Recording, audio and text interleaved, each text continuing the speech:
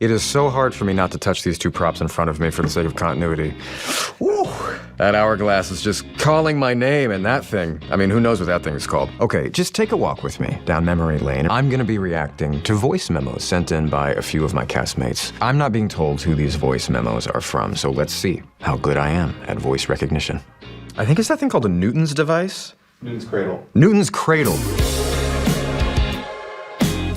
Okay, I have a really funny memory. There was this one morning we were filming in the cage and you are kneeling down on the floor, hovering over my dead body. Right before they're about to yell action every time, your stomach starts grumbling. I think you were fasting that week and your stomach is like, and I cannot keep a straight face. You can hear a pin drop and also your stomach grumbling. That was Carmela Zimbardo. So she had to be dead. She had to be, oh gosh, she had to be so dead. I was fasting, I believe, which I do because I'm a Baha'i, a member of the Baha'i faith. When I'm fasting, there's actually this incredibly sort of like liquid and fluid and present state you can get in.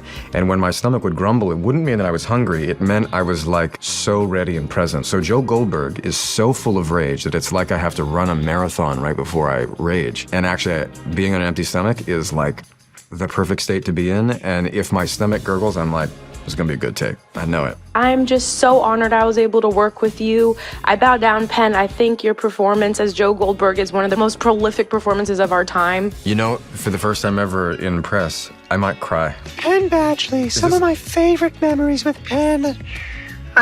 There was just so many. I guess one of them would be when I didn't know if I was gonna live or die. Came right next to me and he leaned down to the ground and he puckered up his lips and he tried to blow oxygen into my lungs and save my life. And in that moment, I came back to life. I knew that. I was like, this has to be Travis. And Penn and I, in that moment, became best friends because our lips touched. So first of all, there aren't that many men that I work with on this show. Not that many. They come and they go. Because they either dip out because they see Joe's true nature or Joe kills them. But I was like, this has to be Travis. Although, you know, it's hard to know anybody's voice when they're up here.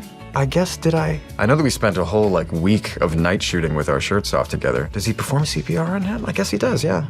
Penn, congratulations on the final season of You. The first scene that we did together, there was this massive internal monologue in the middle of it. And I'd been a fan of the show before, so I'd watched it. But to experience what that internal monologue is like in person, I think is a very bizarre experience for everybody involved. You brought this really interesting physicality and presence to those moments, and every moment. I truly believe that nobody could have played that character as well as you did. Dylan Arnold. One of my favorite lines exchanged between, actually from any of them, Theo's lying bleeding out in the basement of, I believe, the bakery, Love's Bakery, where he's been bludgeoned by Love and by Love.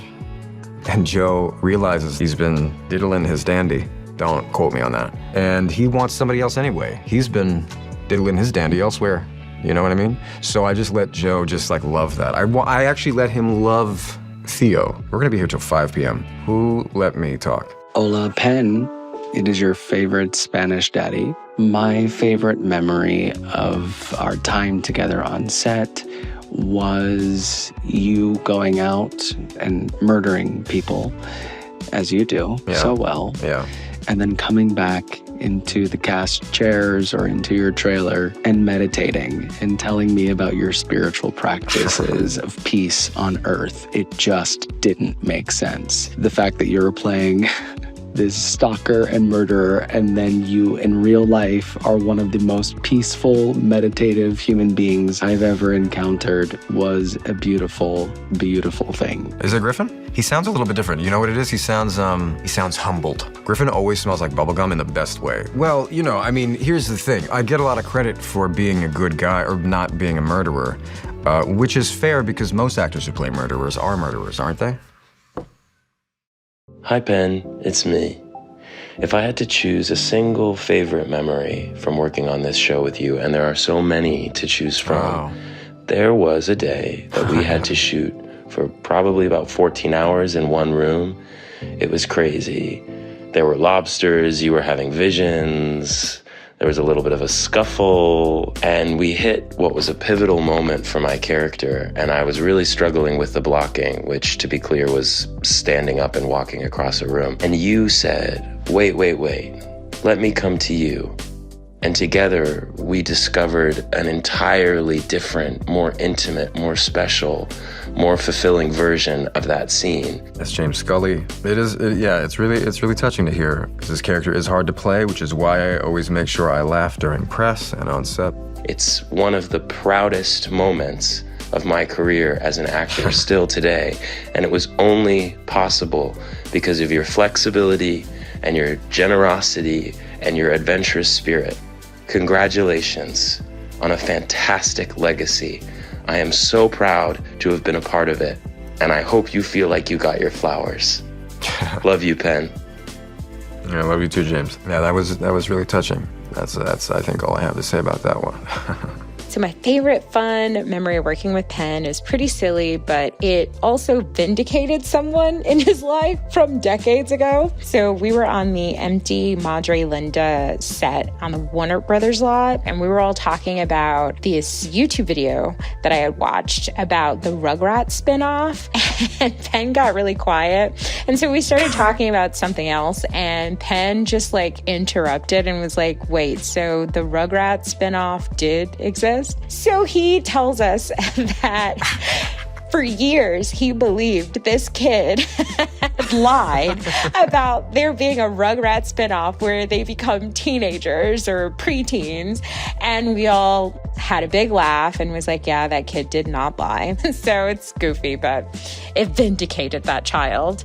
Thank you, Shalita. That's Shalita Grant, who played, what are these characters' names? It's like Cassie, KG, Ratty. It's like, it sounds like the other name. It's, they're like Casey and Basie or something. What are their names?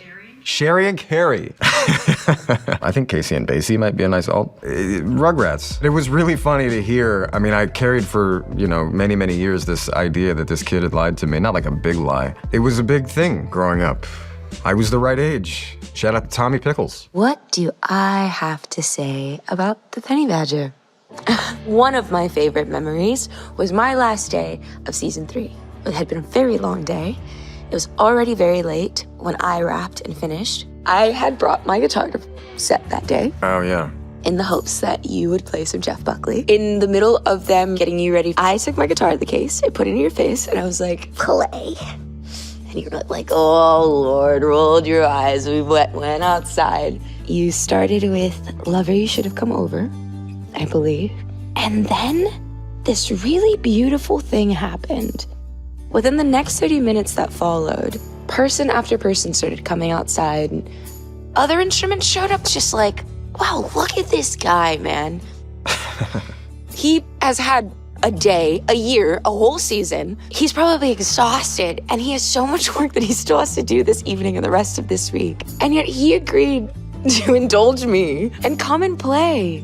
Oh, yeah, that's Tati. Yeah, Tati Gabrielle. Frankly, she does make me sound amazing. I mean, good Lord. I do have somehow an inexhaustible energy tank when I'm shooting. It's just the way I'm built because I dissociate. That was something that always inspired me so much about you, Penn, was your ability and the example you were of balance. Always the consummate professional, always our fearless leader. You're truly one of my favorite people to have ever worked with. I don't know why people calling me a leader makes me want to cry. Hi, Penn. How are you? I just want to say congratulations on 5 seasons of being Joe Goldberg. I mean, wow. Bloody hell. Bloody hell. Quite literally, bloody hell. One of my favourite memories, we were filming the cage stuff in season 4, and you were directing it as well as being in it. It was amazing. That's so sweet. That's Amy Lee. You would do all your scenes outside the cage with Tati inside, be Joe, and then run, exit, and watch the monitors, and then I would come in, and I just thought, how does your brain work like that? It's amazing. Anyway, congratulations again, and thank you for being the best person ever to work with. I was directing, and yeah, I was great at it. Shocker. There we go. Directing while being Joe was like living inside of a cup of coffee. I would act in the scene and then exit the scene and then watch the rest of the scene playing on the monitor. It was crazy. It was really, I had no sleep and no family and no life. Life of a director, I guess. The final season of You is now playing only on Netflix.